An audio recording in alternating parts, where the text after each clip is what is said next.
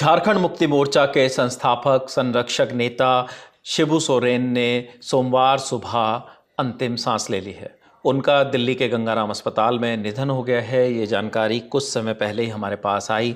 झारखंड के मुख्यमंत्री हेमंत सोरेन शिबू सोरेन के बेटे भी हैं। उन्होंने ट्वीट करके जानकारी दी और ट्वीट पर लिखा कि आदरणीय दिशोम गुरुजी हम सभी को छोड़कर चले गए हैं, आज मैं शून्य हो गया हूँ। ये ट्वीट उन्होंने सुबह 9:44 पर किया जब ये जानकारी सार्वजनिक हुई और ये जानकारी मिली कि झारखंड के पूर्व मुख्यमंत्री, कई आंदोलनों के अगुवा और लंबे समय तक लोकसभा में बतौर सांसद रहे शिबू सोरेन का निधन हो गया है। नावेद, क्या जानकारी मिली है? देखिए, जैसा कि आपने बताया, इसके बारे में सीएम हेमंत सोरेन ने बताया था। इसका थोड़े से पीछे अगर हम चलें तो ये ऐसी कोई आकस्मिक खबर नहीं है, क्योंकि पहले से उनकी तबीयत बहुत ज़्यादा गंभीर चल रही थी और जानकारी के मुताबिक 19 जून के लगभग उन्हें सर गंगाराम अस्पताल जो दिल्ली में है वहाँ पर भर्ती कराया गया था। झारखंड से उन्हें लेकर आए थे इस चीज़ के लिए कि उनका अच्छी तरह इलाज किया जा सके।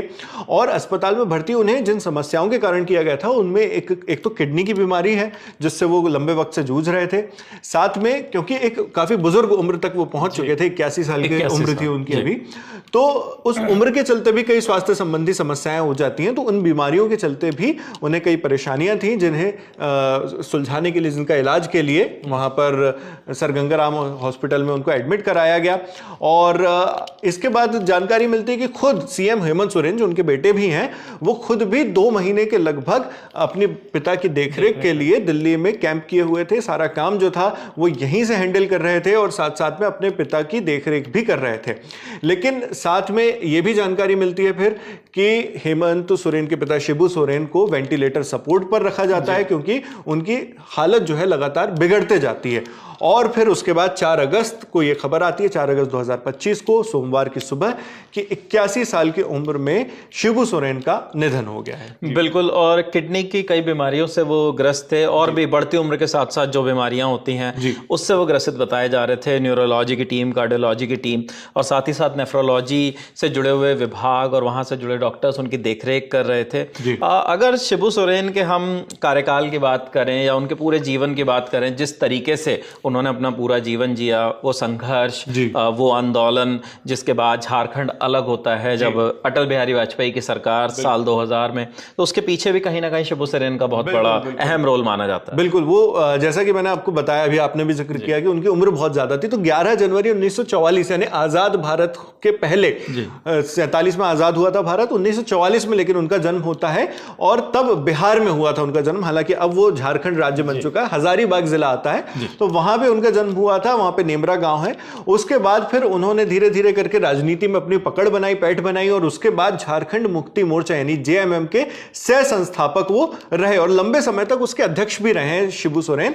तो इस तरह से उन्होंने पॉलिटिक्स की और झारखंड को एक अलग राज्य बनाने में उनकी एक अहम भूमिका रही। 3 बार इस वजह से वो झारखंड के मुख्यमंत्री भी रहे। पहली बार वो बने थे 2 मार्च से लेकर 12 मार्च 2005 में, तो ये लगभग 10 ही दिन का कार्यकाल था उनका। इसके बाद फिर 2008 से 9 के बीच में वो फिर से मुख्यमंत्री रहे, फिर 2009 से 10 के बीच में वो फिर से मुख्यमंत्री रहे। इस तरह से 3 बार वो मुख्यमंत्री थे, लेकिन कार्यकाल उतना ज्यादा लंबा नहीं था। 5 साल का कार्यकाल जो है वो नहीं देखा गया।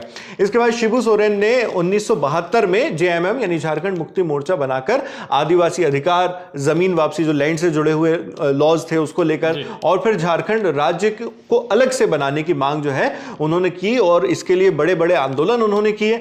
और इसके तहत, जैसा कि आपने बताया, साल 2000 में अलग से राज्य बन गया था झारखंड और उसमें उनकी बहुत अहम भूमिका रही, मुख्य रोल में वो थे। इसके अलावा शिबू सोरेन के राजनीतिक जीवन की अगर बात करें तो उसमें कुछ ना कुछ विवाद भी जुड़े रहे जरूर। इसमें 1994 की बात है, उन्हें अपने निजी सचिव जो प्राइवेट सेक्रेटरी होते हैं उसकी हत्या के जुर्म जो इल्जाम था उसमें उन्हें सजा सुनाई गई थी। लेकिन 2007 में फिर वो दिल्ली हाईकोर्ट गए और दिल्ली हाईकोर्ट में टेक्निकल आधार पर जो है, तकनीकी आधार पर उन्हें बरी कर दिया गया। 1975 की अगर बात करें तो चिरुडी कांड एक 1974 का कांड होता है, तो उन मामलों में भी वो आरोपी रहे। लेकिन उसके बाद फिर लंबी अदालती कार्रवाई चलती है और फिर उसके बाद उन्हें बरी कर दिया जाता है। इसका जो पहला कार्यकाल था उसमें कोयला मंत्री भी वो रहे। जी बिल्कुल, आप सही कह रहे हैं। यूपीए के कार्यकाल में वो कोयला मंत्री रहे थे और 7 बार वो लोकसभा के सांसद भी रहे हैं। कहां से रहे? दुमका से, जो झारखंड की कॉन्स्टिट्यूएंसी है, वहां से वो 7 बार सांसद रहे और प्रधानमंत्री मनमोहन सिंह,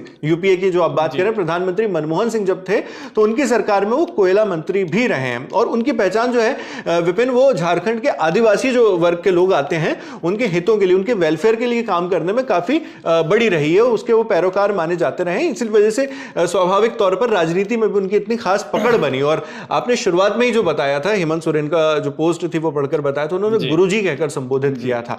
तो वहां पर जो है झारखंड में उनको कई लोग गुरुजी नाम से भी, विशोम गुरु जी, जिस तरीके से उनको कहा गया, महाजनों के खिलाफ वो आंदोलन, वो तमाम चीजें, बिल्कुल, और उसे आगे लेकर गए, जिसके बाद उनको काफी ज्यादा वहां पर आदिवासी समाज में और फिर पूरे झारखंड में हर समाज में उनको काफी ज्यादा पहचान, बिल्कुल बिल्कुल, और गुरुजी कहकर उनको संबोधित किया जाने लगा। मगर जैसे जैसे फिर उम्र उनकी बढ़ती गई तो उन्होंने इस चीज को ऑब्जर्व किया और फिर जेएमएम की जो कमान थी वो अपने बेटे हेमंत सोरेन को सौंप दी और 2020 में वो राज्यसभा के लिए चुन लिए गए थे। और फिर 81 साल की उम्र में जब हम ये वीडियो शूट कर रहे हैं इस वक्त उनका निधन हो चुका है। तो इस तरह का उनका जो पूरा राजनीतिक कार्यकाल था वो इस तरह रहा। उन्होंने झारखंड के लिए लड़ाई लड़ी, उसको प्रदेश बनाने के लिए जेएमएम के अध्यक्ष रहे, और फिर सही वक्त आने पर जब उन्हें लगा कि अब मैं उम्र के उस पड़ाव पर पहुंच गया हूं तो अपना जो नेतृत्व है वो आगे अपने बेटे तक बढ़ा दिया, हेमंत सोरेन। बिल्कुल बढ़ा दिया। साल 2025 में, अप्रैल के महीने में जब राष्ट्रीय अधिवेशन बुलाया था पार्टी ने अपना, तो उस वक्त उनको संस्थापक संरक्षक बनाया गया था जी। और कहीं ना कहीं स्वास्थ्य कारण ये सब इसके पीछे एक वजह थी, क्योंकि ये लगने लगा था कि अब उम्र के ऐसे पड़ाव पर हैं कि जब आगे की जो जिम्मेदारियां हैं वो अपने बेटे को और ज़्यादा हैंड ओवर कर देनी चाहिए या और लोगों तक पहुंचा देनी चाहिए। और आज सुबह ये खबर आती है कि शिबू सोरेन अब इस दुनिया में नहीं रहे। दिल्ली के सर गंगाराम अस्पताल में उनका निधन हुआ। जो भी तमाम जानकारियां हम तक पहुंचेंगी, जो भी रिएक्शंस आएंगे, हम आप तक वो भी पहुंचाएंगे। हमारे साथी नावेद जो तमाम अपडेट्स लेकर आपके सामने लेकर आए थे। देखते रहिए द ललन टॉप।